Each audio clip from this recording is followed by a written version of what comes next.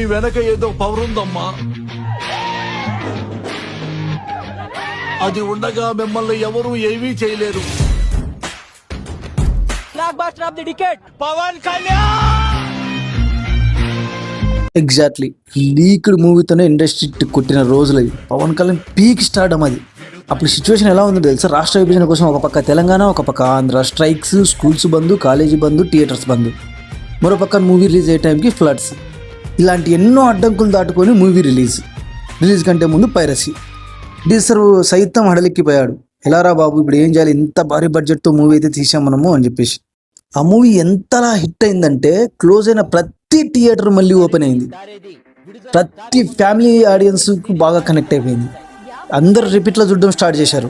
అప్పటికే ఇండస్ట్రీ హిట్గా నిలిచిన మగధీర 80 crores గ్రాస్తో నిలిచింది. దాన్ని బీట్ చేస్తూ 20 crores మార్జిన్తో 100 crores బీట్ చేసి ఫస్ట్ టైం టాలీవుడ్కి 100 crores పరిచయం చేశాడు పవన్ కళ్యాణ్ గారు ఈ లీక్డ్ మూవీ తోటి. అదే అత్తారింటికి దారేది. ఎంతలా అంటే టాలీవుడ్కి నెంబర్ 1 స్టార్ ఇతనే, నెంబర్ 1 పొజిషన్ ఇతనే అనంత స్టాండర్డ్స్ సెట్ చేశాడు బ్యాక్ టు బ్యాక్ హిట్స్ తోటి. గబ్బర్ సింగ్, అత్తాడిదరి, ఇంకా కెమెరామ్యాన్ గ్యాంగ్తో తర్వాత వచ్చింది. దానికి ఉన్న హైప్కి ఈ 2 హిట్స్ తర్వాత ప్రతి థియేటర్ ఎక్కడ చూసుకోండి, సీడెడ్, నైజాం, ఆంధ్ర, ఈస్ట్ గోదావరి, వెస్ట్ గోదావరి, ఎక్కడ ప్రతి థియేటర్లో మూవీ పడిపోయింది మార్నింగ్ షోకి. అంతలా క్రేజ్ పెరిగిపోయింది పవన్ కళ్యాణ్కి ఆ మూవీ తర్వాత. So that's it guys. నేను ఇచ్చిన ఇన్ఫర్మేషన్ మీకు నచ్చినట్టయితే ప్లీజ్ లైక్, సబ్స్క్రైబ్. ఆల్సో ఈ వీడియో మీద మీ ఒపీనియన్ అయితే కామెంట్లు పింక్ చేయండి. డెఫినెట్గా మీ కామెంట్కి నేను రిప్లై ఇస్తాను.